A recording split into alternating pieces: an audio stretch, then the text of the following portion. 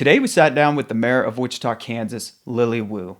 We discussed her career, her transitioning to mayor, the issues surrounding the city, and one thing I wanted to stress is the importance in voting in local elections. Get out and vote Tuesday, November 4th, because your vote matters, especially on the local level. I enjoyed this one, and I hope you do the same.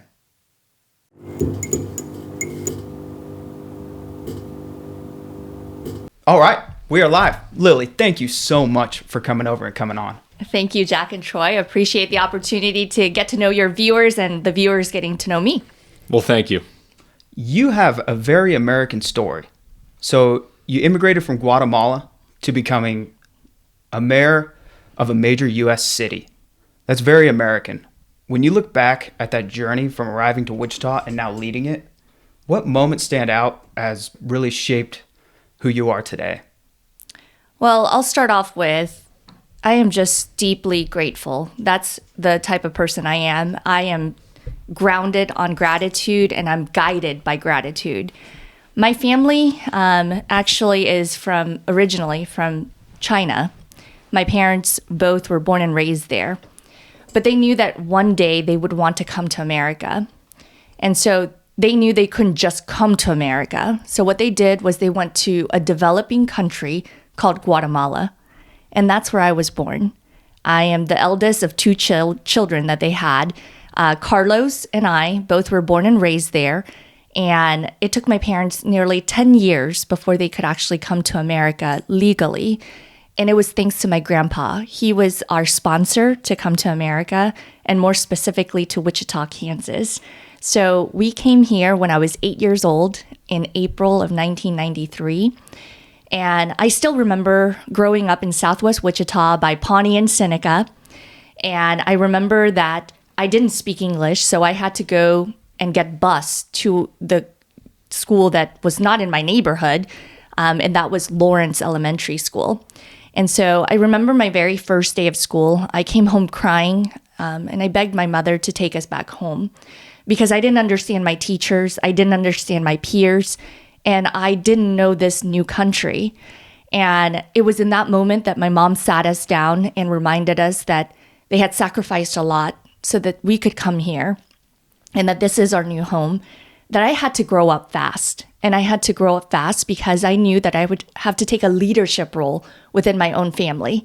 As the eldest of two kiddos, I knew that one thing that I could do is help my little brother and help my parents. And so I took it upon myself to learn the language. I learned English by watching television and also by going through formal schooling. And so that is actually what inspired my career in journalism. And so how I've gotten to this position now in 2025 is truly something I never imagined or even dreamt of. Because when I was 8 years old, my dream was to become a journalist. Because I was watching local television with my grandpa. We watched Channel 3 at 6 o'clock. We would watch local news, followed by Wheel of Fortune. And those are the people that inspired my career in journalism. I wanted to be like those local reporters and anchors. And so ever since I was 8 years old, I knew what my dream and my goal was. And I shared that dream and goal with people in our community, from teachers to mentors to community members. And I was able to live out my dream for 12 years. I served as a local journalist. And then on the 30th anniversary of coming to America, my family celebrated this milestone of being Americans. And not only that, their daughter announced her candidacy to become the next mayor of the city of Wichita. And so, again, not expected. This is not something that I had on a goal list.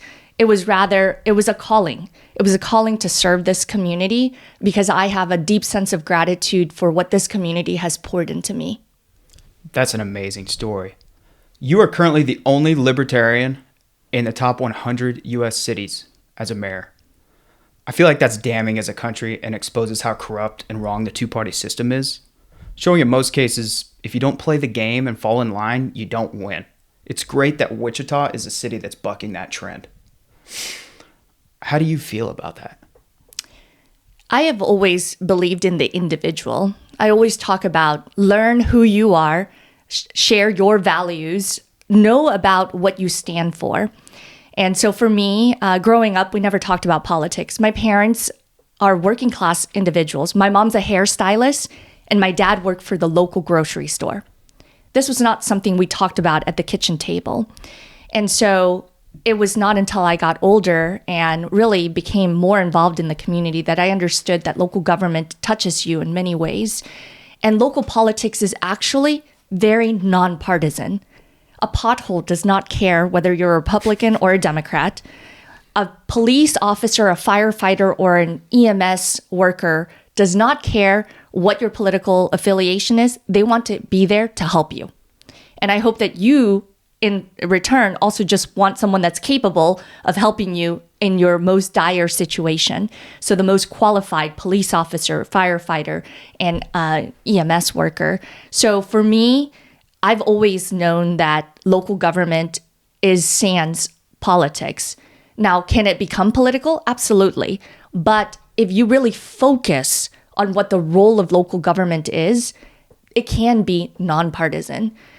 Our job at the city of Wichita is to make sure that police and fire are able to answer those 911 calls. Our job at the city of Wichita is also to take care of public works. These are things like water, stormwater, the sewer, the streets. These are nonpartisan, but they are the most essential things of what local government's supposed to do.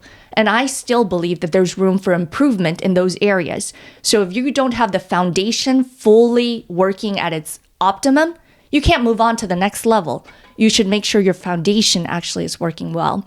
Now, the next layer of government would be things like quality of life. So your public libraries, your public parks, those are great, and I love them. I utilized them when I was a little kid. I would go to the Wichita Public Library. That's how I also learned English. Dad would take us on a Saturday, drop us off at the library. And back in the day, that library actually sat on the grocery store's parking lot. So he literally just had to go to work and drop us off at the library. And wow. That was basically our babysitter, but our babysitter was teaching us. It was all these books with knowledge, and I am so grateful for the library system. But that is, again, another layer of government that in local politics you do have to have an opinion on. And I do believe that you do need to invest in public libraries and parks. However, the next question would be how much, right? So it's not a matter of, do I care about these things? I absolutely care about these things, but you've got to take care of the basics first. And that's what I've been talking about. And as a libertarian, it's about making sure that each individual has the guaranteed rights that they've always had under the Constitution, under the Kansas Constitution. And so both of those are already guarantees. They're not supposed to be superseded by anything that local government puts as a layer. Your rights should be your rights under the U.S. Constitution and the Kansas Constitution. So as a libertarian, I am just grateful that you're only looking at me as an individual. For some things, I might lean more right. And for some things, I might just say it's up to the individual. And really, that's what it should come down to. The individual should make decisions that are best for themselves and for their families. But when you're forcing things like government mandating something, I don't believe, again, that's the role of government. The role of especially local government is to make sure your basics are truly taken care of. And then the next layer of those things for quality of life, we can have discussions on how much everything should be divvied up. You had a professional career before this, which we'll get into, but what sparked your drive to want to run for mayor? So I have been a resident of Wichita since 1993, and I know what this community stands for. We have very strong values based on family, based on honesty, based on caring, based on being responsible citizens. And those are what I consider being a Wichitan. And so for me, the air capital stands for aviation, our aviation history, innovation, our entrepreneurs. Research is the R, which is really the universities and all those entities that are really trying to make the next wave of education come forward. And so for me, it was about someone really doing the job of promoting this city. And I didn't see that happening by the previous individuals. I believe that the role of mayor is to be the city's main ambassador and lead connector. So you're supposed to tell us what is happening in our community. Tell me what we can do as citizens to help out as well. And so for me, it's being those two things, ambassador and connector. And then especially in our form of government where the mayor is only one vote. I don't have veto power. I don't have executive powers. And I don't have managerial powers either. Really, that comes down to my role is to be an ambassador and connector. So if you look at the form of government we have, it's called a council manager form of government. The city manager is actually the person who oversees the 3,000 employees of the city of Wichita, the 16 departments that make up the city of Wichita. And for us, the council, that's 7 of us, 6 council members who are voted on by their specific district, and then the mayor who's voted on by the whole city. And so when we come together, we're the council, and the majority of our votes will steer us one way or another. And so I wanted to make sure that our city was represented well, and we were communicating about how they could be part of the solution too. And so what motivated me is truly was a calling. It was a calling to make our city better, to unite people around the things that really are the role of local government. And I am so grateful that, again, I spent 12 years in my career, and then in 2023 when I ran on a very specific platform. Ensure public safety, really grow our economy, restore trust in City Hall, and build a united community. Those were my 4 key platform areas. And the very first one was because we had seen over 100 police officer vacancy back in 2023. And that's really what pushed me over the edge, because our police officers, that's a calling for them to be servants of our community, to protect and to serve. And so I wanted to make sure that I could come alongside our police chief with recruitment and retention of police officers. And now I can proudly say that our numbers are now very close to the 0 mark. Once we graduate, 2 more recruit classes will be to that 0 mark. And then we'll have to discuss, this is a growing city. What are the true needs when it comes to policing? And do we need more officers? Do we need more technology? That's the next level of conversation. But back in 2023, it was a vacancy of 100 officers plus that pushed me over the edge to say, you know what, let's get back to some basics. For just the city? Yes. What's 0? What's that number? Like normal capacity, do you know? 700 plus officers would be our current capacity. However, I know that because the city continues to grow, and I believe we're growing responsibly, we now have hit over 400,000 people population just as of last year. And so I know that as a growing city, we also have a growing need for not just police officers, but even firefighters. And let's talk about public works as well. The streets, the sewer system that you have to hook up all the way to those communities. So we've got to take care of the basics solid first before we can move on to the next conversations. And so that really motivated me to run, because I knew that I could get us back to talking about the foundation. And you have to have a solid foundation and the true role of local government, and having someone speak about that. So we had a 15-ish% reduction in police in 23 to where you want it to be at 0. That's an issue. It sure is. And I've always said that public safety is not just the role of police. Public safety is each and every one of us taking responsibility also for ourselves and our families, and making sure that when you see something that's wrong in your neighborhood, you call that suspicious activity. You have to help the officers. They can't be everywhere all at once. And as a reporter, I knew this because we would have crimes that were isolated to specific areas. Well, if those neighbors felt like they couldn't speak up or they did not want to be part of the process, those became unsolved crimes. So we need everyone to be part of the process in order for us to have true public safety. But it's not solely on police officers. Right. And it's great that number didn't continue decreasing, and that the community's gotten it to rebound. Yeah, I really want to credit that to Police Chief Sullivan. So Police Chief Sullivan has made that one of his top priorities, which is recruitment and retention of police officers.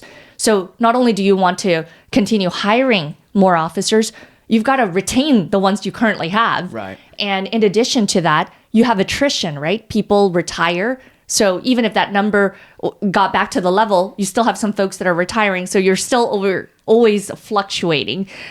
So I am grateful that the chief has really focused on recruitment and retention. And I highly encourage you to go check out WPDjobs.com, because there's a recruitment video that I want anyone who's watching or listening right now to think, do I have a friend that could become a police officer, that their love for our community to serve and to protect is one of their core values?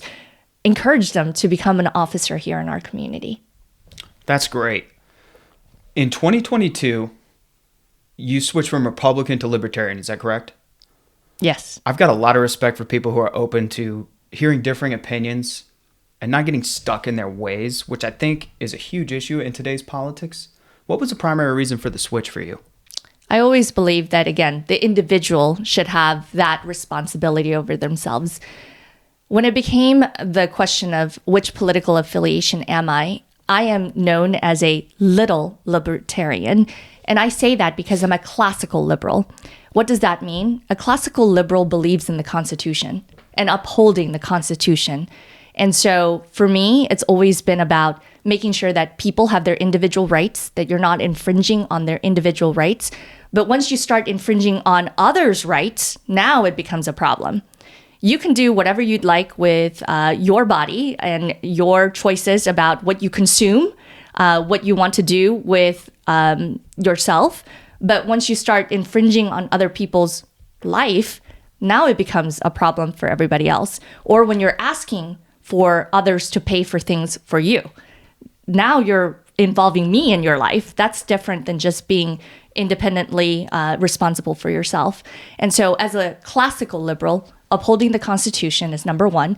And I'm not a politically affiliated or strongly affiliated to the Libertarian Party, because here locally, the Libertarian Party does not lean how I lean, which is fiscally responsible. And I am not going to get into social issues that are not supposed to be in my lane. And locally, that's what they'd like to do. Well, that's not how I want to portray this role. This role should be, again, back to the basic role of local government. And then at the same time, making sure that you're uplifting this community. And for me, it's about talking about individuals being responsible for themselves. Every time I go into a public school, or any school for that matter, I share with young people and I tell them this. I say, every day you have two choices. First choice is your attitude and your effort. Those are all fully in your control. Your attitude and your effort.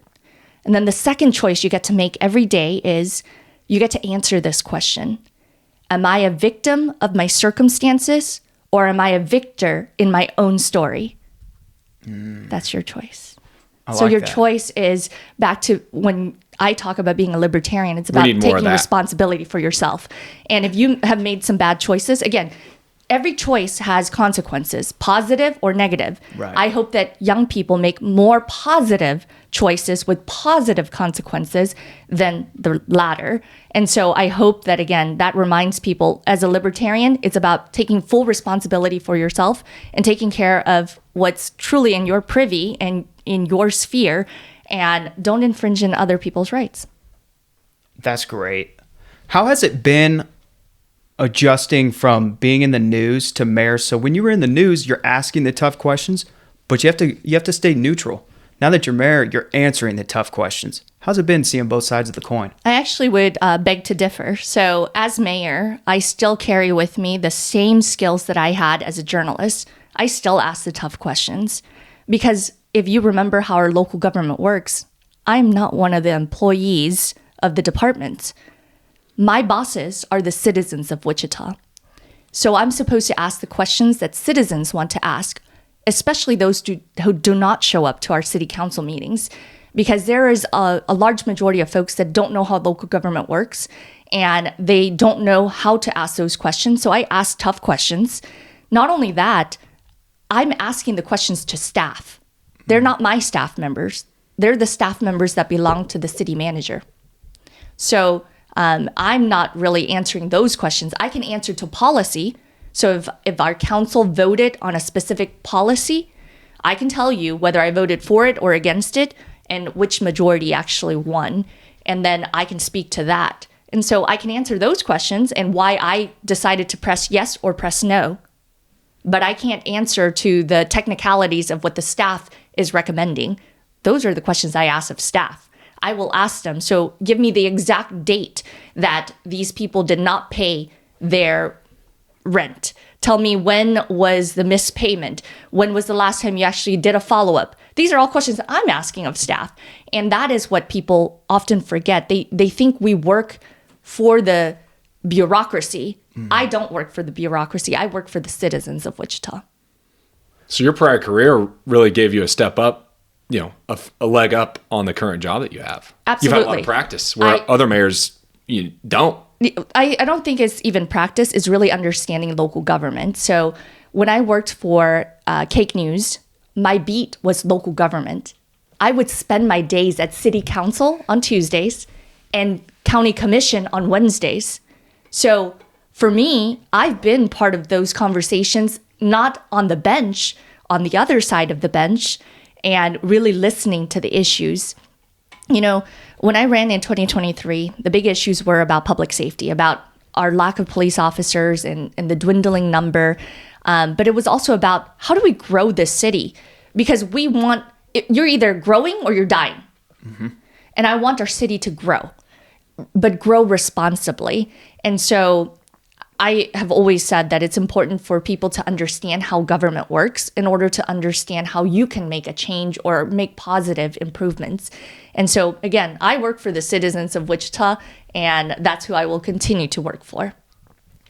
I wanted to switch to your campaign. Mm-hmm. So you announced your candidacy for mayor in April of 23, won the primary in August, and then won the general in November. Mm-hmm. That seems like such a short timeline, but extremely impressive. How did it all come together for you? First, I have to give a shout out to my awesome campaign team, from my manager, Sheila, to my awesome boyfriend, Steven, to just a great group of volunteers that helped me knock on doors and people that believed in a change, a positive change for Wichita. I'm going to give you some numbers because I think that that also was part of the reason why I wanted to run. I wanted to run to help our community really unite. I believe that when we're working together as one team, Team Wichita, we get more things done. And I really believe that we have more in common than differences. And so for me, I wanted to encourage more people to get out to vote. So in August of 2023, there were 42,000 ballots cast, and that was a voter turnout of about 15.93%. That was an increase from 4 years prior when there was the mayor's race. Mm-hmm. That number was not as high as the number I just gave you. So even that, I still think is abysmal, though. I still believe that there should be more people 15 voting. Out of 100 are voting for what's going on around here. So it's sad because what you might not know about some of these elections is in August, it's the primary. So if there's more than 3 individuals that are running, so if you say there's 4 people running, then there's a runoff. And there will be the top 2 vote getters then move on to November. So if you remember, just a few months ago in August, there was only one runoff, and that was in District Number 1. In District Number 1, we have Councilmember Johnson, who has already served his 2 terms. Each term is 4 years, so he's served 8 years already, so he cannot run. Therefore, someone new is going to be in that seat. And there were multiple people that ran for that seat in August, but only the top 2 vote getters move on to November. So right now, if you are in District 1, you will see 2 names. And those 2 names will appear on your ballot. Another interesting thing about the ballot is that I mentioned, this is nonpartisan. You keep asking me about being a libertarian, but really, this is a nonpartisan race. So there's nothing next to our names. It's just our names. So no political affiliation. So you really have to get to know the individual. Back to, you should do that research. So when I ran in August of 2023, there were 9 people that ran, and only the top 2 vote getters moved on. So in total, there were 40,665 people that voted. The top vote getter received 12,200. The next highest vote getter received 9,000 votes. And the second one got 9,700 votes, and the third one got 9,000 votes. So you can see only the top 2 vote getters move on to November.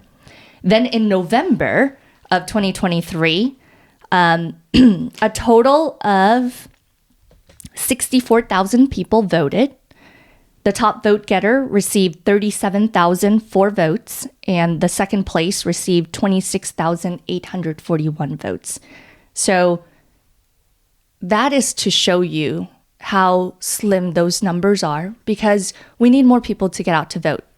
So those numbers right there, I won. Now you can see this graphic right here on the screen. Again, I won by 37,000 votes because I'm voted on by the whole city. These council members are voted on by their respective districts. Districts 1, 3, and number 6 are up for election on November 4th of this year. You can see how many votes each of those council members received during their respective races. And I want to hear your reaction to what you see here. It's Not disappointing how little people are voting in a city of 400,000 plus people. Like District 3, for example, there was 1,655 votes. That's pretty concerning. And in our district, or my district, we had 3,830, so almost 4,000. That's still not great. Yeah, it's really disappointing on that. What can we do, right? What can we do to help encourage people to get out to vote? Because what we hear is people vote during a presidential election. Mm-hmm. Then they wait. But really, as I've been talking now for several minutes about how local government really affects you, police, fire, your streets, your water, your sewer, those affect you every day. I think that's it right there. I think most people don't realize how much local government matters. And I'm not going to lie to you. I feel like I'm probably more plugged in than your average person. I didn't even know that those elections were going on Tuesday. So, and I don't know how, but getting the word out. I mean, I didn't even know. So I hope that you will tell 10 other friends, and anyone who's watching will tell 10 other friends, hey, remember, Tuesday is getting out to vote day. It's election day. And we actually make it super easy. Kansas elections allow you to have early voting. Mm-hmm. So right now, early voting is happening. Early voting started only at the courthouse, which is over by Central and Main. But then this week, satellite locations open up. So if you see something that says vote here around your community, that means you can vote early at any of those locations.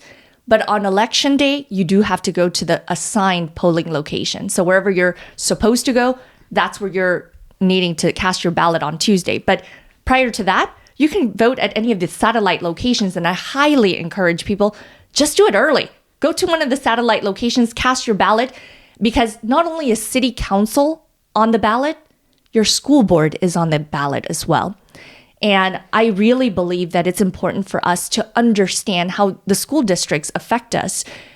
As I mentioned earlier, I'm a proud product of Wichita Public Schools. I always say I received a free public school education, but really it's not free. Someone paid for it. And that someone is our community members. Community members invested in me. And now we have the opportunity to invest in other children because they eventually will become the workforce of our community. They're going to become the next leaders of our community. And so I want to make sure that we vote in individuals, both at the city council and at the school board level, that are focused on investments and responsible investments into our future. Do you prefer not having the political affiliation on the citywide votes? And is Wichita unique to that, or is that in every city or most cities? Most municipal races are nonpartisan. Wow. And I actually like it that way. I think you should get to know who is wanting to represent you. As I mentioned, the mayor in our city, I'm really the ambassador and connector. And so you should get to know my background. You should get to know what are the skills that I bring to the table. And I think that especially when you're running for city government, the best skill that you can have is being a resident of that community. Mm-hmm. When you are a resident of that community, you know what are some of the challenges, and you might also know what are some of the solutions. And so I encourage people not just to get out to vote, but if you've ever thought about running for office, I highly encourage you to start getting involved. Start at the school board level or start at the city council level. The district that we have, the 6 districts we have, each of them have a monthly meeting in their specific district.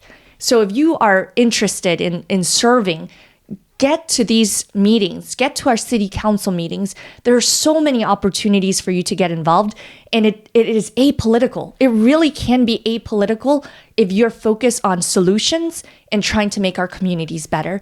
And what I know about this council, I can speak about them because I've worked with them now for nearly 2 years. And I know that they have a heart to serve our community. And I'm grateful that anyone, whether it's our current city council members or the people who are running for office, I know that they want to serve our community and help. And if you want to be a helper, there are opportunities for you to help, whether it's volunteering at a nonprofit, getting involved in one of our district advisory boards. We want your help. We want us to all work together to make our city better together. I hope people begin to realize that local elections matter just as much as like the presidential election, because it's your day-to-day life that's impacted. And also with the voter turnout, your vote really matters. You know, in that district, what was that? District 3, 1,655 votes. Your vote matters. I don't know. Those are really disappointing numbers, and I hope that trends upwards. How could it not? Yeah. 1,655? Right. I mean, yeah. That's the basement floor. Yep. Take me to election day for you. Mm-hmm. How are you feeling, and what was that day like? So this would have been November of 2023. I can tell you that I was working up until the very last minute, still either calling people, reminding them to get out to vote. I voted with my parents. For being a first-generation immigrant, I'm now going to get back to that day because it's so powerful. Anything is possible in our community. Anything. And that's what I love about having this opportunity to serve. Because a month later, I attended a elementary school holiday party. And a young girl was talking to her principal, and her principal said, "The mayor is coming." And the little girl said, "Oh, when is he arriving?" And the principal said, "No, it's a she." And this little girl said, "I didn't know women could be mayors."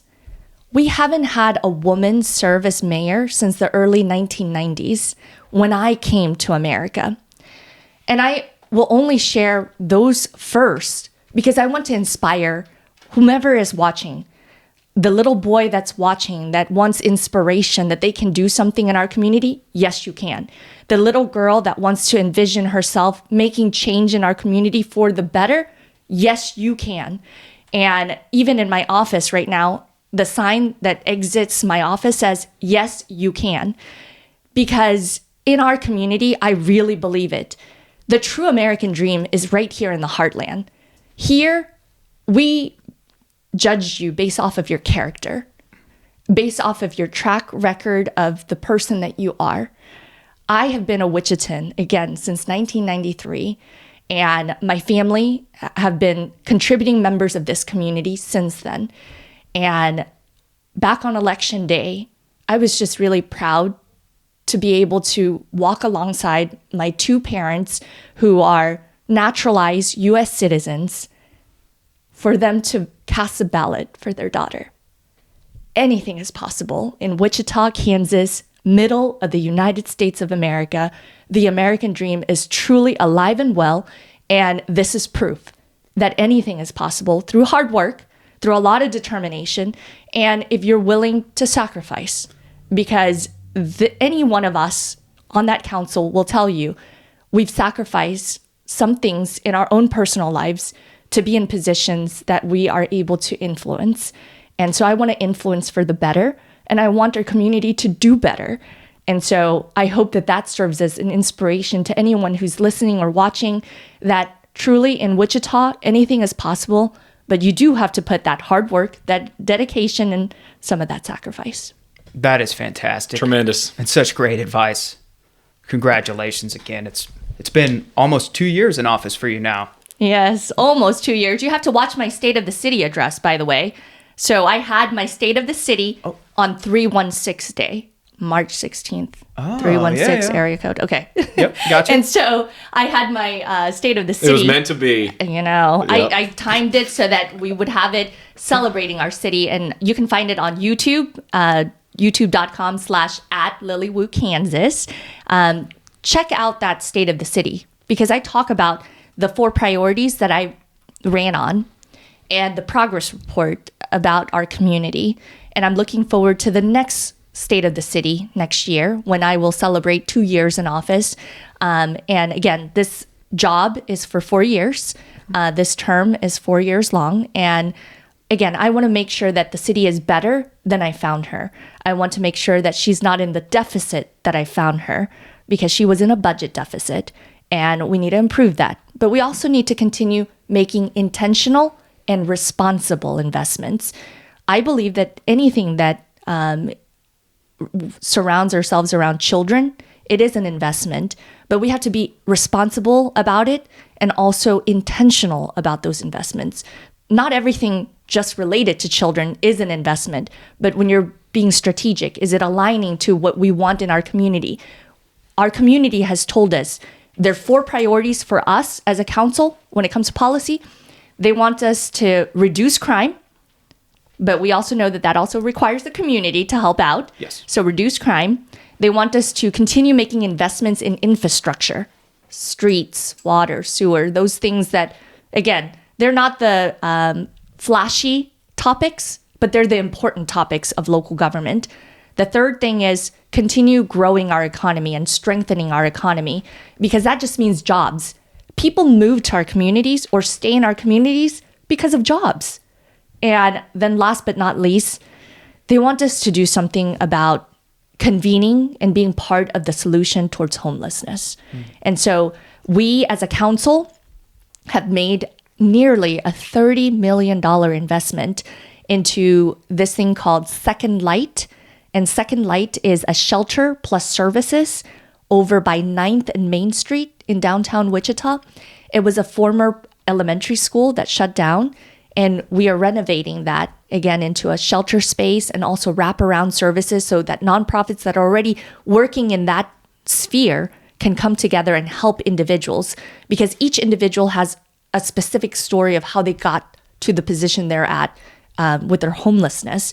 And we know that if you have wraparound services in one location, that will help them really launch into independence.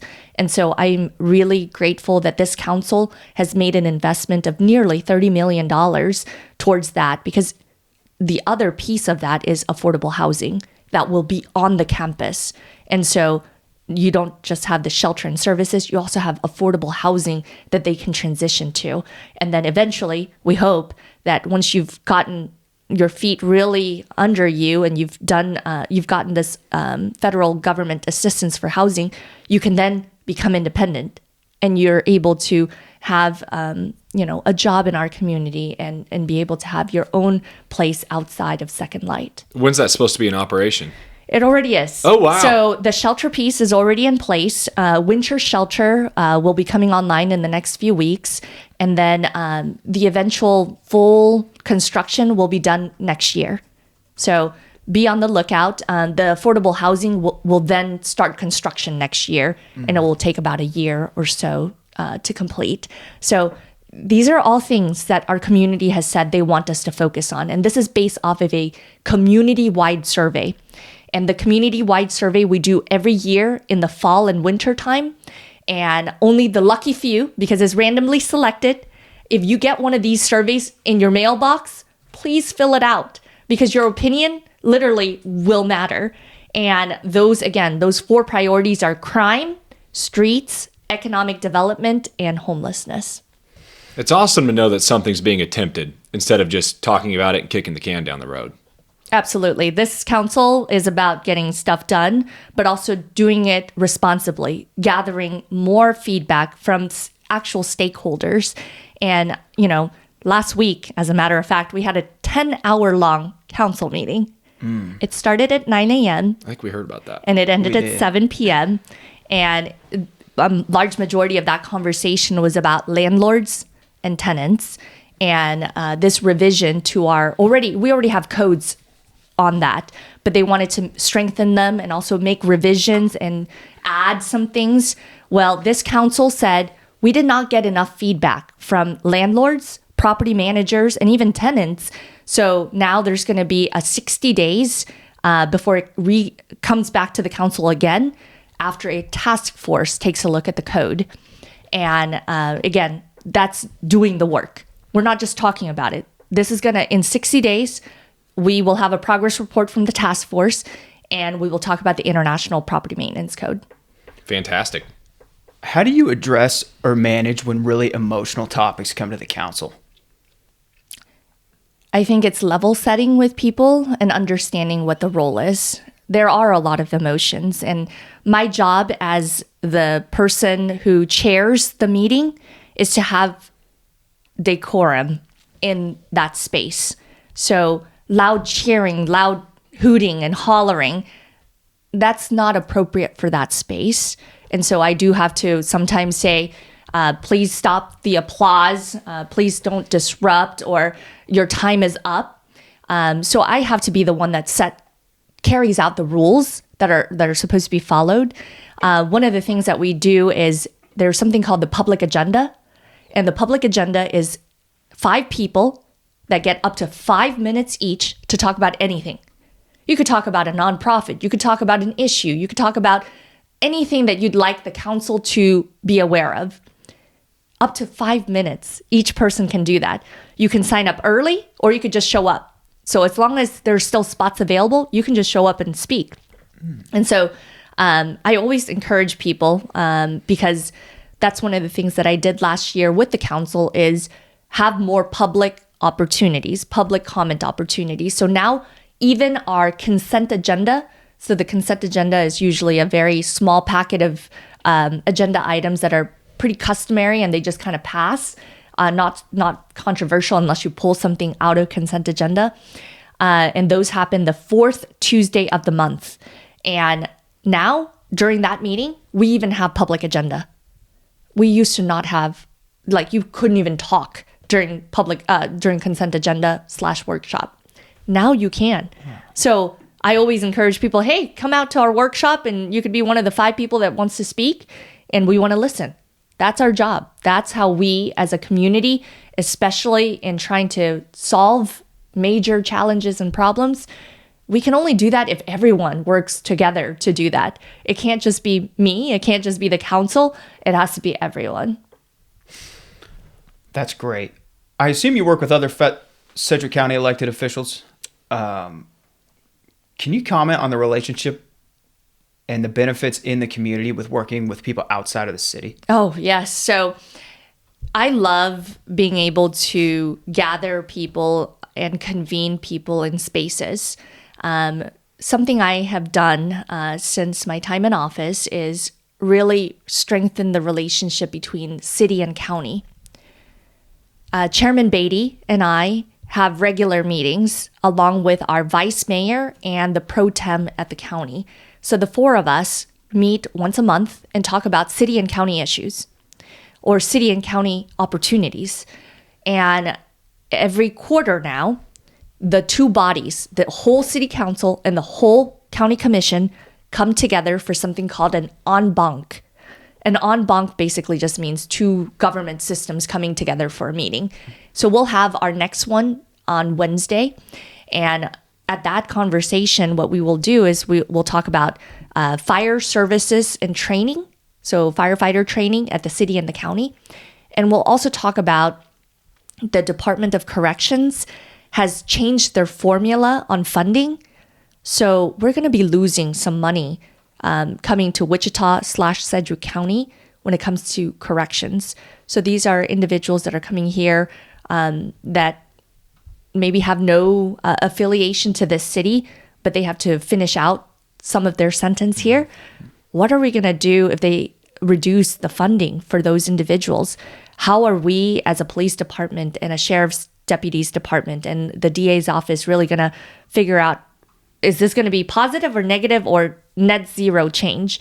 And more than likely, less funding likely means our officers, our deputies, our DA's office will be busier. And so I'm really looking forward to the conversation. But the relationship between city and county has been better than ever. And that's because we all agree that local government has a role to play. And when we just focus on those things, making our community a healthier community. And even though city doesn't deal with health, we understand that we need to be good partners with county, who have the health department, who have the mental health services with ComCare. We want to be good partners. In addition, last week, we had something called a tri-government meeting. City Council, County Commission, and USD 259 School Board all coming together for a town hall. And that has never happened. The very first one that ever happened was in June of this year when I asked for that to happen. Wow. And so I know that collaboration is the key to making sure that government is actually working for the people and really solving problems. And not even that, but having the relationship where we're able to see the collaborative nature between the three of us. We are three separate systems, but we all serve the citizens of our community who are Wichitans. So we need to work better together. And that's one of my goals. When I say restore trust in City Hall, it is also rebuilding relationships, both with citizens, but also with other government systems, because we want to serve community members.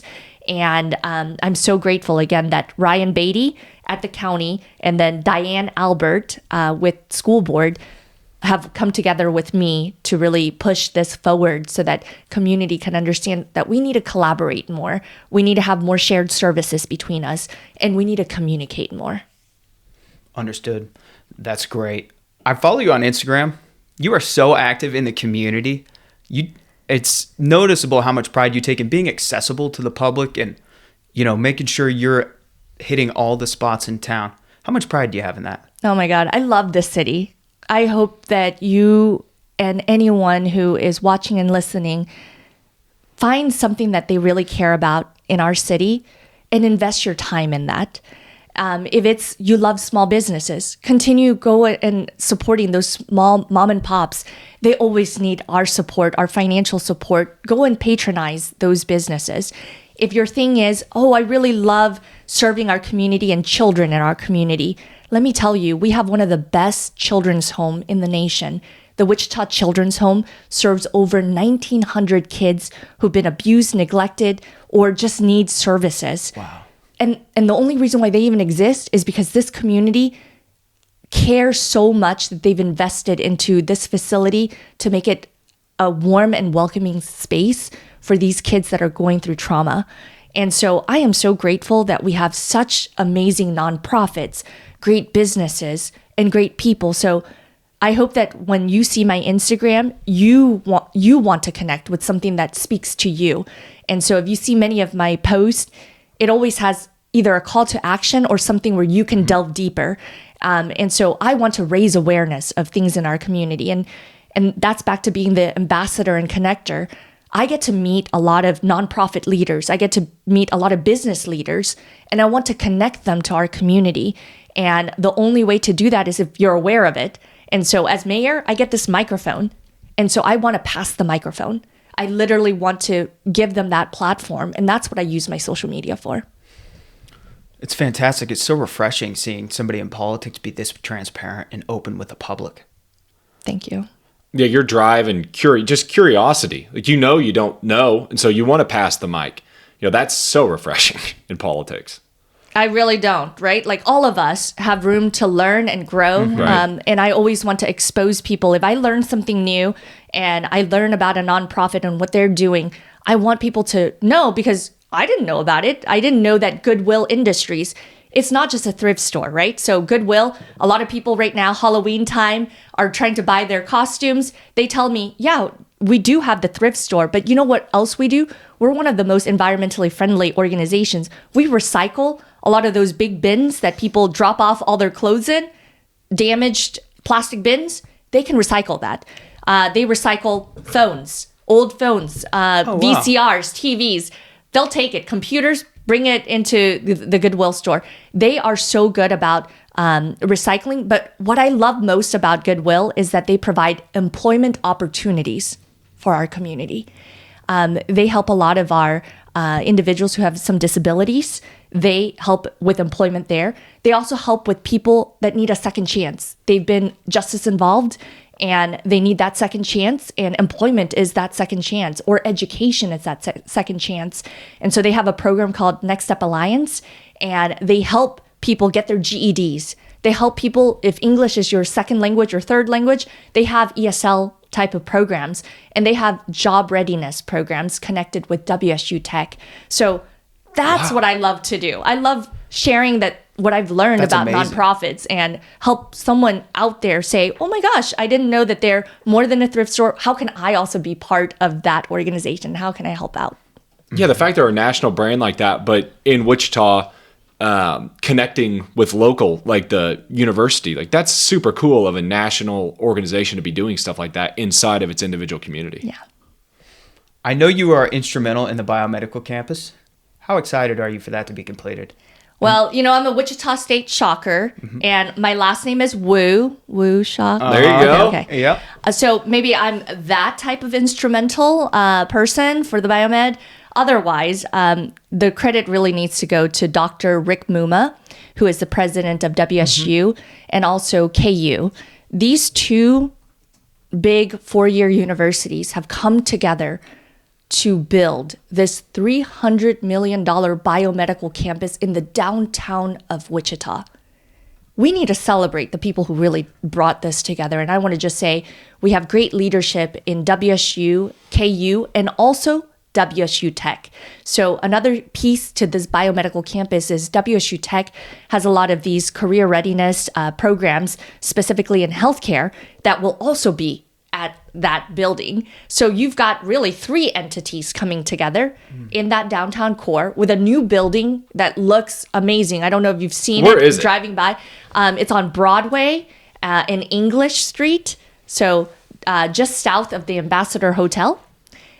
You should see the big crane, and it keeps every day you can see something different. And I am so excited because I believe that is going to be the renaissance for our community. That is what's going to catapult us to the next level. Think of the traffic that's going to bring downtown. Isn't there a WSU coffee shop right there too? A new coffee shop?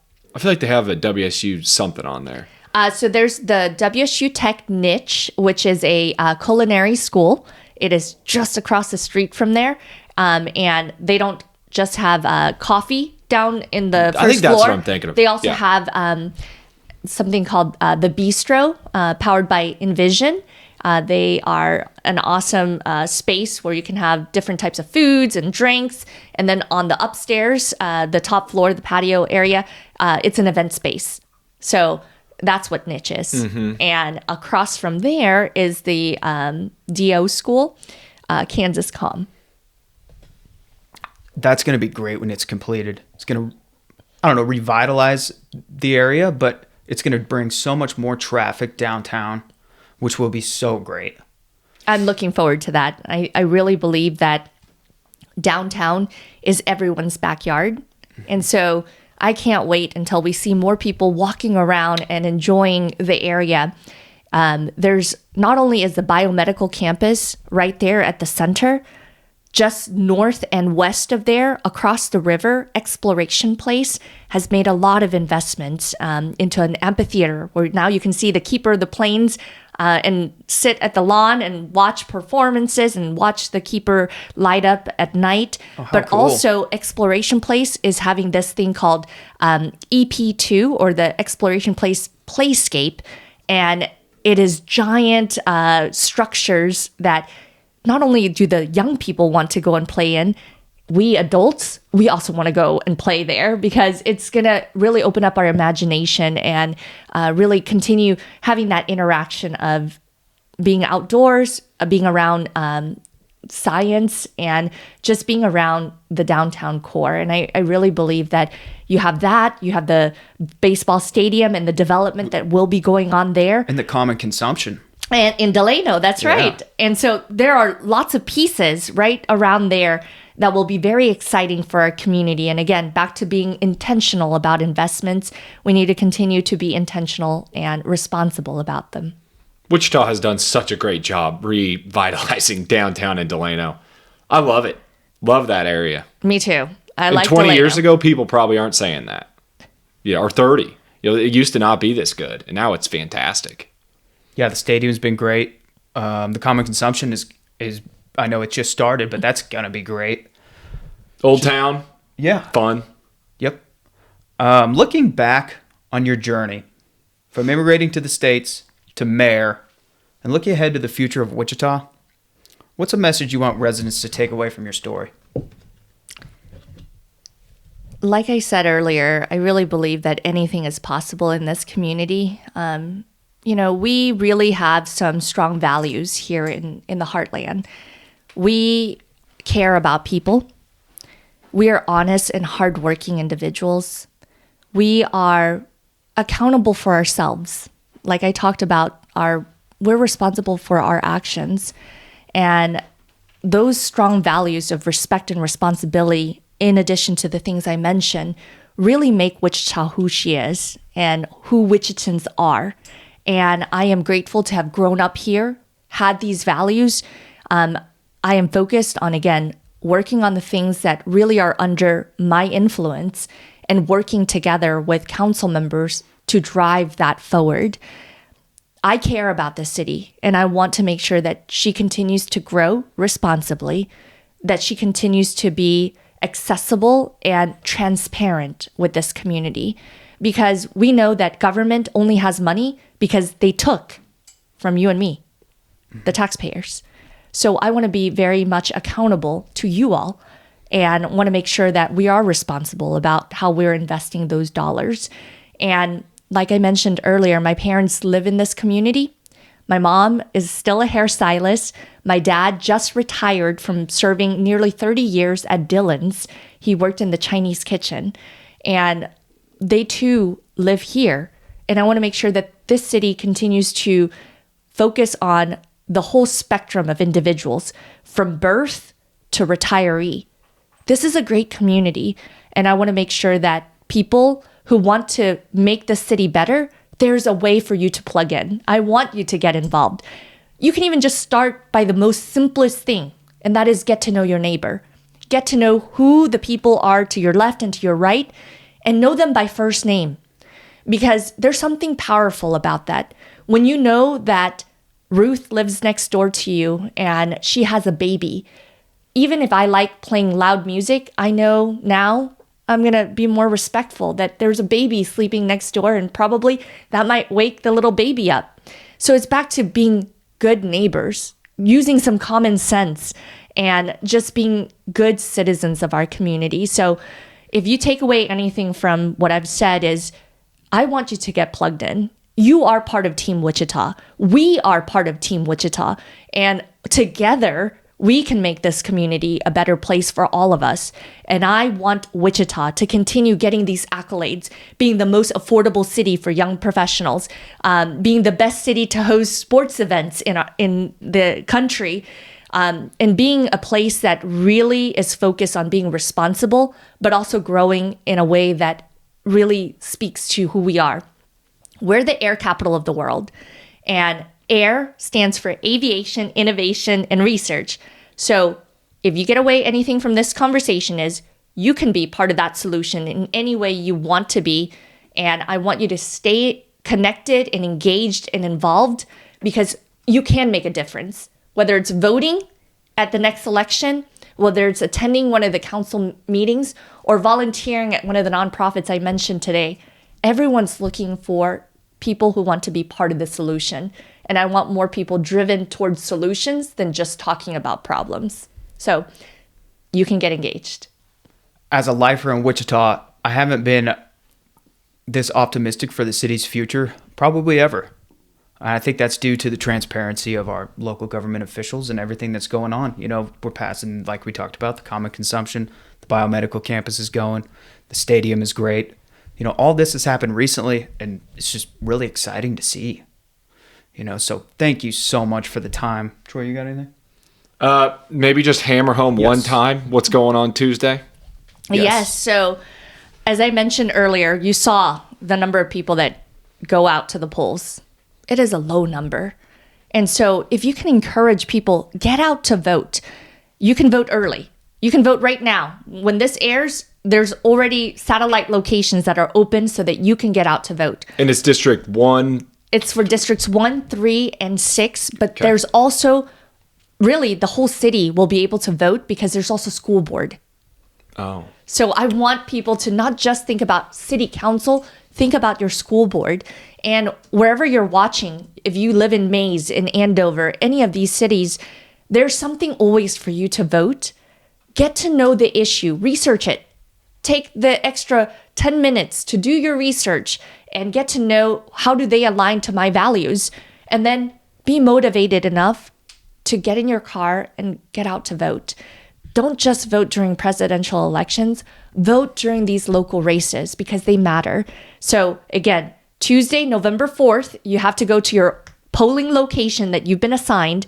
But prior to that, you can vote at any of the satellite locations. So any of that information is accessible at Sedgwick County Elections. So check out where you're supposed to go, but head out to the polls. Yeah, it's great to hammer home how much local elections matter to our daily lives. So, And how, like you said, how much your own vote matters because the voting pool is so small. Yes. yes. Well, you have a very inspiring story, and thank you so much for taking the time to come sit down with us. It's a real treat to get to meet you and get to speak with you. Thank you, Jack, and thank you, Troy. Thank you. Keep doing what you're doing, and we'll be watching. I'll see you at a city council meeting. Yeah, and a Shocker game, maybe. Okay, that too. Go That Shocker. is a city council meeting right there. Yeah. Thank you. Thank you so much, Liv.